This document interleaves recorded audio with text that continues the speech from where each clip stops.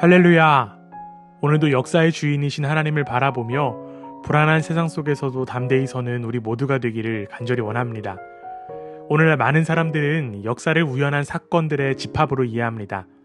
신이 없다고 말하는 이들은 물질과 시간, 우연만으로 세상의 모든 것을 설명하려 합니다.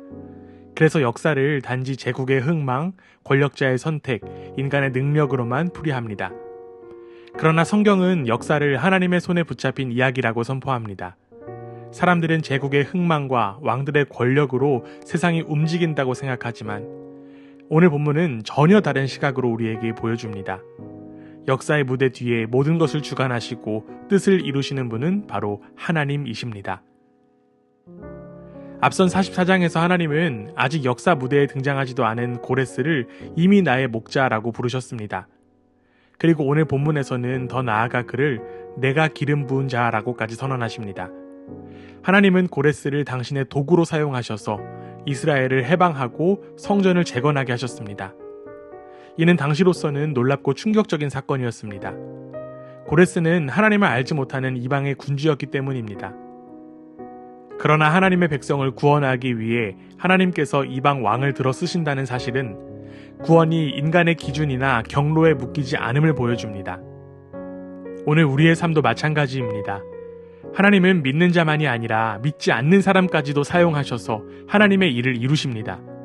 우리가 예상하지 못한 사건과 사람들을 통해 심지어 우리의 생각과 전혀 다른 경로를 통해서도 하나님의 뜻은 이루어집니다. 그러므로 우리의 시선은 상황이나 사람에게 머물러서는 안 됩니다. 그 배후에서 일하시는 하나님께 집중해야 합니다. 하나님은 오늘도 우리가 상상하지 못한 방법으로 길을 여시는 줄 믿습니다. 우리의 계산을 넘어서 역사하시는 하나님의 손길을 믿고 의지하는 우리 모두가 되기를 간절히 원합니다. 하나님은 고레스를 사용하시면서도 분명히 말씀하셨습니다. 나 밖에 다른 신은 없다. 나는 여호와다. 이 선언은 단순히 고레스의 성공을 예언하는 말씀이 아닙니다. 역사의 무대 뒤에서 참된 주인이 누구인지를 밝히는 선언입니다. 제국의 흥망, 왕들의 권력, 세상의 계산이 역사를 움직이는 것이 아니라 모든 역사는 하나님의 주권 아래에 있다는 것입니다. 실제로 모든 것들을 시작하시고 끝내시는 분은 바로 하나님이십니다. 오늘 우리도 이 사실을 반드시 기억해야 합니다.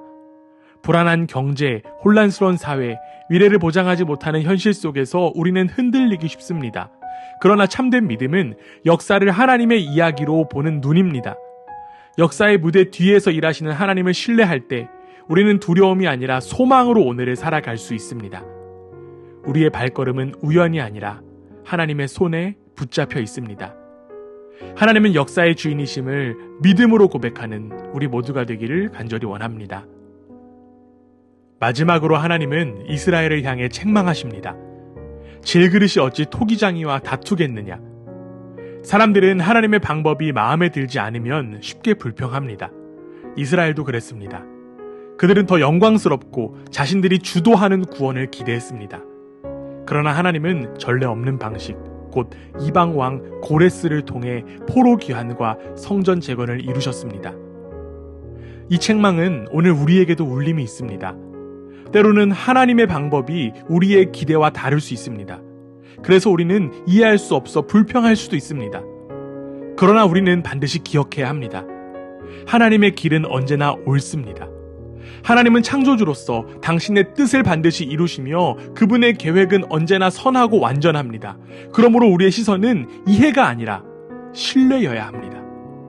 질그릇이 토기장이에게 따지는 어리석음이 우리에게 있는 것은 아닌지를 돌아보며 창조주 하나님의 선하신 계획을 믿음으로 기다리는 우리 모두가 되기를 간절히 원합니다.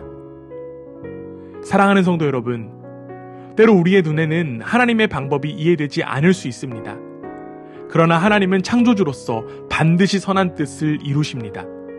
그리고 그 확실한 증거가 바로 예수 그리스도의 십자가와 부활입니다.